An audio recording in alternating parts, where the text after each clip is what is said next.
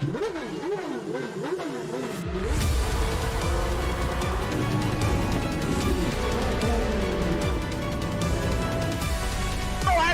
the two of them. The inside of Coates. Parker gets too heavily involved. And that's Whitehead and Coates.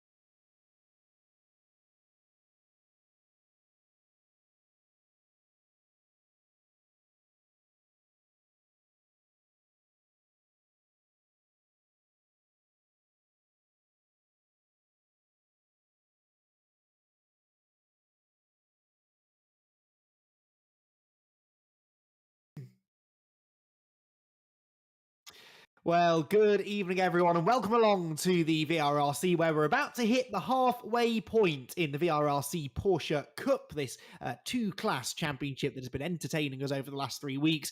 This evening makes its first visit abroad, first of two visits abroad for this season, as we hit the halfway mark. The racing so far has been fantastic. The championship is finally poised, and I, Andy McEwen, am delighted to say that my partner in crime is back after his extended vacation to the land down under. I'm very, very happy to welcome Jack Oliphant back into the commentary box. Jack, welcome back. We've missed you. Thank you very much, Andy. Yes, I'm of course much happier here in my office in windy England than I am on the mountain of Bathurst and Mount Panorama. It's delightful, but I am excited to be fair. Apparently, not. I'll be honest, I didn't get up early and watch the streams, but apparently, I know, it's a bit disappointing, isn't it? But apparently, it's been really exciting. So the fact that we got two different classes all going on at the same time, loads of drivers have been invited into it as well, and it looks like a great championship with both the GT4 and the GT3 variants of the Porsches. There's loads of great tracks as well. I've come back, as you said, on the first of our overseas trips to Vallelunga this evening. I'm glad I missed last week, obviously, and all know my hatred of that track. But I am sad I missed Brands Hatch and Donington. But it looks like we're going to be embarking onto a fantastic second half of the championship next week with Alton Park, both of our favourites, isn't it, Andy? Snetterton, I can't actually see that. Is that Oran Park? No, it can't be. Oh, it's Beauregard and Silverstone. So, an awesome calendar. Can't wait. Yeah, indeed. So, for those who perhaps are watching their first round of the championship, Jack be making notes. It's two races as usual, but 25 minutes the duration of the races, so a bit longer than we're used to here at the VRRC. These are the prizes up for grabs, and as always, the VRRC, we don't do things by halves. You've got some very, very expensive, very valuable sim kit available within the GT3 class. It is VRRC branded clothing that will go to the top 5 drivers within the GT4 category, plus the Power Max balloting kits, and of course the driver of the round, which goes to one driver within each of the two classes at the end of each night, and that is chosen by us, the broadcasting team, but we're quite happy to take suggestions from you lot watching at home. Now, a week ago, we were at favourite racetrack, Croft, up in North Yorkshire, and it was a good night in the end for Kyle Felvers. The championship leader claimed his second victory of the season to go along with one that he had in the reversed grid race back at the season opener at Brands Hatch. And a podium in race one meant that Kyle was the highest scorer of the evening, closely followed, though, by Elliot Dalton-Ayres. Elliot is still yet to win a race this season, but he's had 2 second-place finishes, the second of those coming last week, and a fourth in race 2 made for a solid evening, whilst Jay Warren also had a bit of a return to form and was able to finally get his first victory in his debut season. Remember, qualified on pole for the season opener at Brands Hatch, but it took him until race 1 at Croft to get the first victory. That's the GT3 category. Within GT4, though, well, it was the continuation, really, of the dominance of Ben Smith. Ben Smith didn't do the first round at Brands Hatch. He joined us for round 2 at Donington, where he won both races at a canter. We then threw a load of weight at him, and he still managed to win both races last time out at Croft, beating Paul Laramie, who had a second and a third, his worst finish of the season so far, while Sam Milner was on the podium in race number 2 within the class and was therefore the third highest point scorer for the week in round number 3. So what does that mean for the championship? Well, it means that Kyle Felvis extends now his championship margin. There you can see 98 points for Kyle Felvis. Theo Mercouris is second. Mercouris was on the podium in one of the races, but also picked up a penalty. He's not racing tonight, sadly, because he's revising for an exam, we believe. So hopefully we'll have him back next week. Eric Axelson, meanwhile, had a nightmare pair of races, really had strong pace, but kept getting caught up in various incidents. So he sits third in the championship now, ahead of Elliot Dalton-Ayres and Jay Warren, with Nicky Taylor, Andy Dorman, Andy Carroll, Josh Martin, and Joel Lask completing the top 10 in the GT3 class. And GT4, while Ben Smith is officially now on top by 13 points, but the pressure on a little bit for Ben because he's already used up his dropped week, really, by missing those first 2 races of the season back at Brands Hatch. Paul Laramie, who won those first 2 races, hasn't been on the top step of the podium since, but still sits second in the points, ahead of Chris Blakey, Sam Milner, John Jones, Kenny Press, Mark Stokes, and Darren Butler. So there you are, Jack. I think you're more or less caught up on what's been going on. As you can tell, it's been a busy old season. Yeah, I was going to say, there's a lot to take in, isn't there? Hopefully, ladies and gentlemen at home, they can actually be taking that in and remember everything that's going on. But I'll do my best to catch up. We're, of course, off to Vallelunga just before the halfway mark of the season. And apparently, I've never been there myself, Andy, but it sounds like a very popular location. It's in the northern hills of Rome and is surrounded by vineyards and such, in my little excursion of research I've just done while you were talking about the championship. I'll be honest, I didn't know that off the top of my head, but a pretty awesome track by the looks of it. And I think we have been here a couple of times before. Just can't remember it off the top of my head. But yeah, I think it's a driver's favourite. We've heard no complaints about it anyway. And if you don't hear any complaints, that means people tend to be fairly happy with it, which is quite nice. If you want to have a bit of a quick trip around the circuit, well, we've lined up a nice hot lap for you, and Andy is going to talk you through it.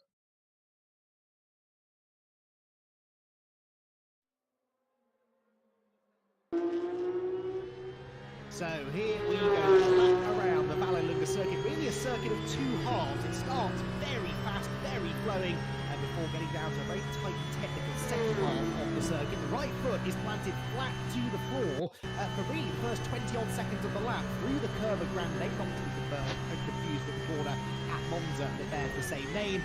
We'll head down the long straight and finally hit the brakes into the cambered double apex right-handers of Jiminy 1 and 2. The exit from that corner really important there because it's another long drag now up over a slight crest and down towards Campagnolo, with the best overtaking opportunities on the circuit. It's a big braking zone into a long sweeping right-hand hairpin and into second gear probably for both classes of car. In fact, third gear, Eric holding in the foot car the downforce. Then a short shoot down to Sorate, which is a really good sort of 10-ish degree left-hander. Careful not to run too wide, and then you're just about flat out through this next left-hander before we head into the final complex of corners. An ever-tightening right-hand hairpin at Semaphoro leads you into the slowest corner on the track, perhaps the second only slowest corner on the calendars in the hairpin at Croft. That is Tornantino. Out of there we go, use all of the curve on the exit before you head into this awkward off-cambered left-right S's section. Again, so easy to run wide the curves in the Seto Quarter are like ice, particularly through that sequence of corners. Then into the final turn, named after the city the circuit is closest to is Roma.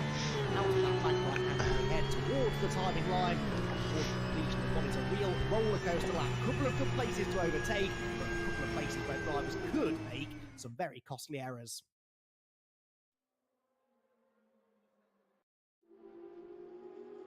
So that is the Vallelunga circuit. It is a real thrill ride, certainly a challenging circuit. Jack, is this somewhere that I know you've not been there in person, but is this a track that you've put any laps in on the sim? It's one of the staple tracks, really, on Assetto Corsa. No, it's not somewhere I've actually experienced it virtually or in real life, like I mentioned earlier. So it looks a little bit of a tricky one, to be honest. Probably slightly out of my skill set. The drivers on the VRRC grid seem to have gotten to grips with it pretty well, though. However, with the likes, a whole host of actually drivers that I obviously haven't really come across before, but you guys have been covering over the last 3 or 4 weeks. I'm excited to see how they get on. Jay Warren, sorry, is currently top the times, and I've been told reliably that he is an extremely quick driver, so expect him to be fighting right up there. And at the moment, he's just ahead of Nicky Taylor, Kyle Felvers, Andy Dorman, sorry, in third place as well. So really mixing it. Looking forward to how they crack on. But yeah, it looks a bit tricky. 1 minute 34 lap though, so not the longest, not the shortest either. So it's I'm sure it'll be a bit of a test for both classes. Yeah, it certainly is. And Jay Warren, we expect to be pretty quick tonight, really. 25 kilos on board this car, so I think he's a bit lighter now than he was for the last week or so. Really came out of the blocks very quickly at the season opener at Brands Hatch. And Jay is actually the son of Mark Warren, who is a real-world Porsche and former Ginetta GT Academy racer for a couple of seasons. So racing in the blood for young Jay. Indeed, yes, was a champion in the Ginetta GT Academy, something I really should have remembered because I was commentating on it at the time. Anyway, we'll move on. Carl Felvers heads into the pit lane. Championship leader, Jack. Only fourth fastest so far. Yeah, maybe slightly disappointed. How far off is he? He's only about, less than a tenth of a second away from Andy Dorman. There's about 4 tenths separating the top four at the moment. Maybe Carl just hasn't quite got to grips with it. It's a very different looking car that he's sporting there with the orange and green. As we shoot back towards the GT4 class as well, this is Ben Smith, I believe, currently on pole position for the GT4s, just ahead of Paul Laramie and Chris Blakey. The difference in the top 3 or 4 of the GT4s is quite a lot bigger than the GT3s, though, isn't it, Andy? It's potentially, from looking at the graphics on the championship graphics anyway, it's a bit of a more stretched out field, shall we say, in the GT4. Yeah, really a bit of a two-horse race already, isn't it, between Laramie and Smith. Laramie has not been as quick as Ben Smith over the 2 weeks in which Ben has been racing with us, but Ben is now 20 kilos heavier than Paul because, well, he's had a 100% winning rate. He's only raced in 4 races with us here at the VRR Ben Smith, and he's won all of them, so he's picked up the highest possible driver ranking level. And he's now picked up 25 kilos of championship success ballast as well. So he's on 50 kilos of success ballast. Paul Laramie only the 30. And so that might just allow Paul to get a bit closer. And indeed, he is faster at the moment within this session. So Paul Laramie perhaps now about to start taking the fight back to Ben Smith, who cannot afford a bad pair of races because he's used that drop score already with obviously the non-start essentially at Brands Hatch. But we don't anticipate that Ben's going to miss any further rounds. And so Laramie is going to have to well and truly take the fight to him. Laramie then accelerates towards the end of another lap, whilst Nicky Taylor makes his way towards that very same section of circuit as well. He's about halfway round the lap that he's on, and he's gone personal best, Jack, in Sector 1. So Nicky Taylor, who's had a bit of an up and down season, had his worst night of the season so far a week ago at Croft, and looks to have found some form again here at Vallelunga. Yeah, well, we can never keep Nicky Taylor down for long, can you? He's always entertaining. He's always a story ready to happen. And with any luck, he can obviously take the fight to Jay Warren. He currently is the leading driver to do such a thing. Second place is Sector 2 is nothing really to write home about. It is slightly quicker than Andy Dorman's Sector 2, and it's slightly quicker than Carl Felvers currently. So you never know. He could end up with still a pretty decent lap here as he rounds out the final couple of corners, I think. And going on to the main straight, what can he pull out of Sector 3? It's not a faster time. He is only 0.183 seconds away from Jay Warren, but that's quite an extensive gap when you consider when you look backwards, actually. And if you look at Carl Felvers to Elliot Dalton-Ayres, it's less than a tenth. You look at Dalton-Ayres to Lask, less than a tenth. And Lask to Ethan Hill is just a tenth. So it's a very, very close field. Apart from that gap between first, second and third, the GT3 spread themselves out. Yeah, they are really, aren't they? I mean, so far this season, a nearly 0.2 of a second pole margin is unheard of. That would be a dominant pole position effort if it stays the same. But we've got time left in the session as Elliot Dalton-Ayres hammers the curb there, making his way through the S's. and up towards the Roma corner. I think he's decided to bail on that lap, takes that really wide line in to try and cut back to the late apex and carry some good speed to the end, to the beginning of the next lap. Craig Curtis, though, is, by the look of it, still pushing on, and as he makes his way now towards the end of the lap, he is about to try and improve upon 8th position. Let's see whether or not he's able to do that. Crosses the line and yes, jumps up into 7th place. So personal best lap time there for Craig Curtis. It is still Jay Warren fastest, still Nicky Taylor second, and Andy Dorman in 3rd position. Now, Andy Dorman has finished 5th so far this season, Jack, in 4 of the 6 races. So he already looks like he's perhaps on course to do a little bit better than that. Dorman chasing his first podium, but has been regularly amongst the front runners. So good to see Andy. We've seen him have the odd strong night in the past, haven't we? But hopefully tonight he's going to be able to continue what's been a very consistent run so far. He normally throws a decent race in here, there, and everywhere in every championship, doesn't he? Without being really as consistent at the top end as he would like to be. At the moment, though, he's in the pits, which is a bit of a shame for him because he's not going to he's definitely not going to improve on 3rd place. The likelihood is, though, he's got Kyle Felvers and Elliot Daltonez breathing down his neck.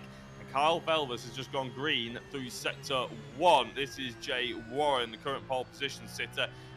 Not improving on the previous lap as he goes through sector 1. We'll see if he gets any better this time round. But to be honest, he doesn't really need it. He's got a nice margin. Even though Nicky Taylor, pretty much every single lap, Andy, has gone green in sector 1. He is improving slightly. But Jay Warren hasn't gone green sector 1. But it is still faster than Nicky Taylor's sector 1. So I don't think Jay is really under much threat here. Whereas Kyle Felvers, 0.2 of a second through sector 1 off the likes of Nicky Taylor and Jay Warren. But he's just put in a purple sector 3. Not good enough to lift him above Andy Dorman. I know it was an improvement in time, but not position. He's now going to try and put one more really quick lap. And in fact, he's probably just about got time for 2 laps here, but he is going to come up against one of the GT4 cars, which thankfully gets well out of the way as they head into the double apex right-handers at the end of the back straight.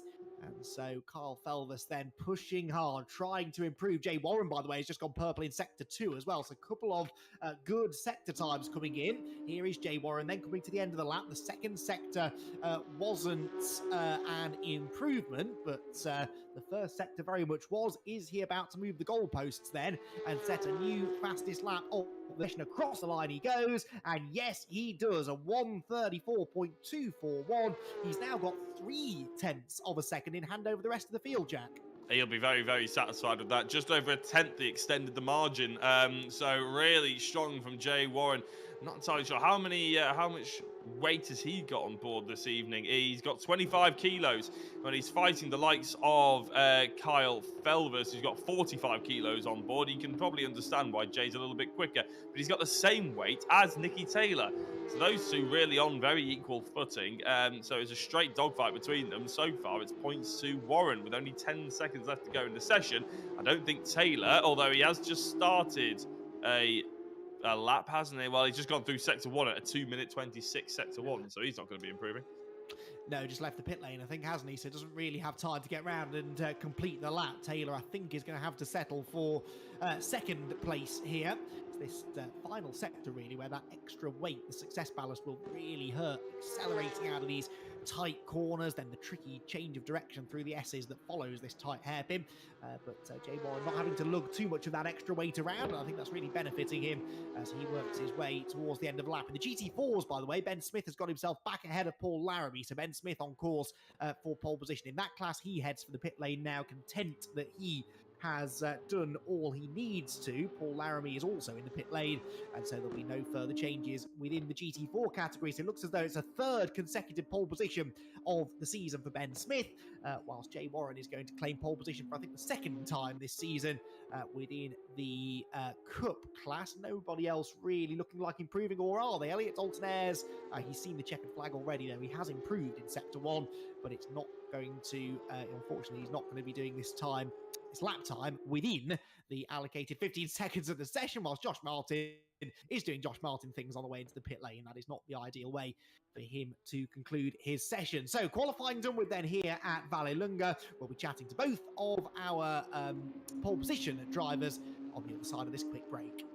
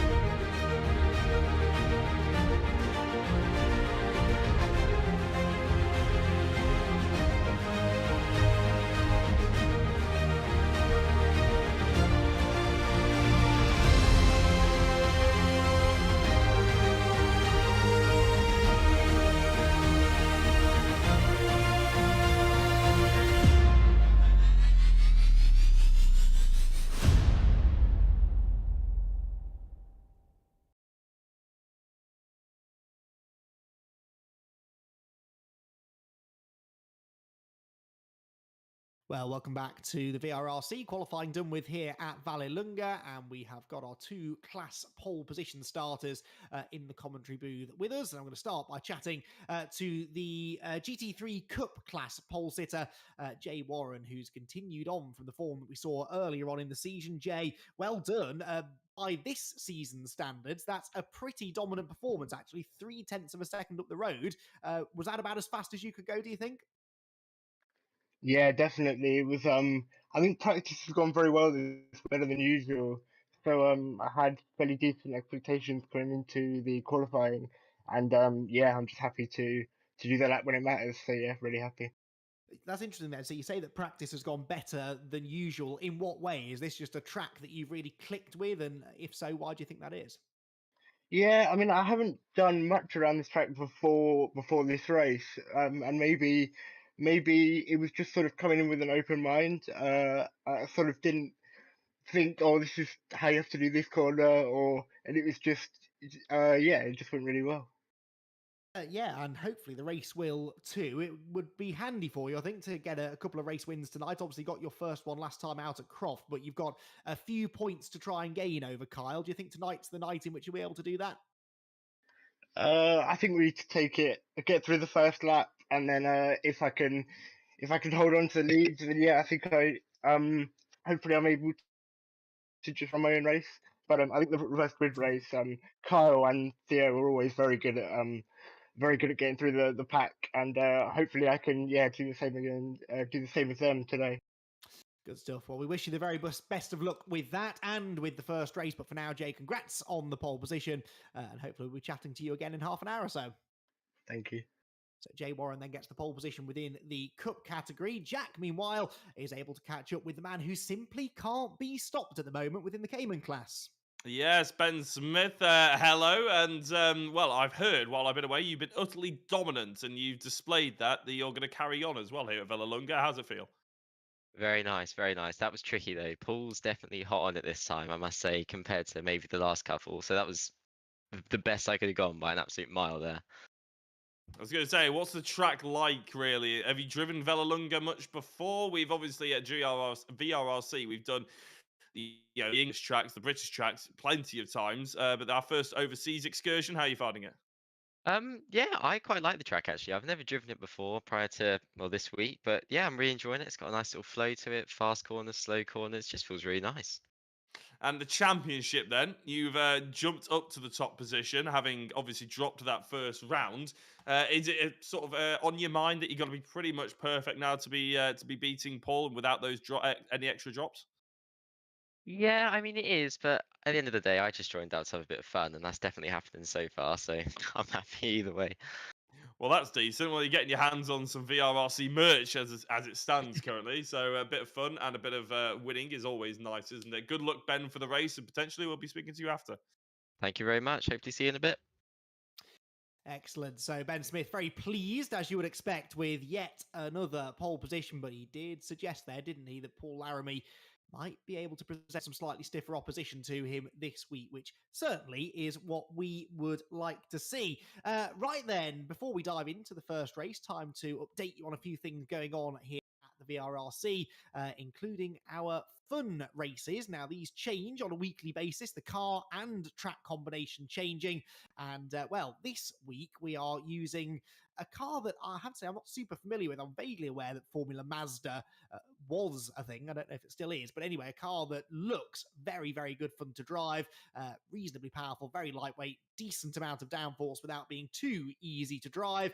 And really, the same could be said of the circuit. Bridgehampton, we raced there in a touring car championship, I seem to recall, a couple of seasons ago, and it produced some really fantastic racing, a challenging circuit. If you want to come and join in, then get involved on the VRRC Discord. They are free to enter these fun races. 8 o'clock on Sunday evening is the time that you need to turn up, Jack. It is indeed, yeah. The I believe the Formula Mazda, yeah, not a car I'm familiar with either, but apparently it is a lot of fun. I've heard people talk about it on iRacing before, but I haven't seen it on a set of course so much. Anyway, that's the fun race taken care of. We've also got another free to enter style event, and you'll all be used to this by now. It's the time attacks around at a Skip Barber, which actually, if anybody is an iRacing aficionado, Skip Barber is a very popular class, isn't it? Along with the Mazda MX-5, it's around Barber Motorsports. So the time attack runs for 2 weeks from the 27th of November.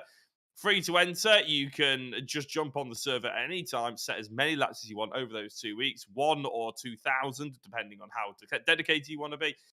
If you are a member of the VRRC, you can win cash prizes for the top 5 as well. So if you're not a member, you can just jump on and see how competitive you are and just have a bit of fun, but you won't be able to win the prizes. But it'd be a good way to get yourself into the Discord and into the sort of community that we're building here. So yeah, that is the Time Attack. Runs for 2 weeks from the 27th of November.